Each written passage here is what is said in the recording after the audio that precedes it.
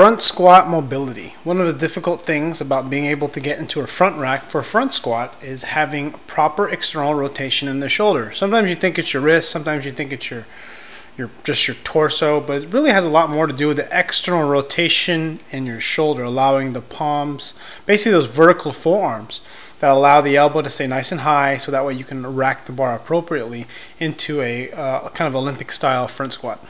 Now, the thing that's important here is that you can see I'm using the band to kind of help create the same shape. I'm getting my palm to come back and stretch out the forearm muscles as well, contracting and relaxing, as a lot of this stuff, ideas are taken from Kelly Starrett and Mobility WOD, as well as this one here is pretty much a gem, especially for my right forearm, because it's very, very tight.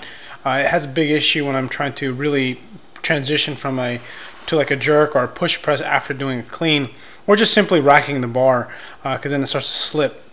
And it's very difficult. So what this does is it distracts the forearm to kind of push the bone back as the muscle is able to slide and glide over the capsule, or in the capsule. I don't know if I'm using those terms right, but the idea is that I just know that it works really well. Here I'm kind of doing the opposite direction, and the reason why I'm doing the opposite direction is because I want to be able to have play in my wrist, so that way when I do a front rack position, I'm able to create that sort of I have options, because if you don't have the option to do that, if you don't have the option to get that good front rack, it's going to be difficult to transition.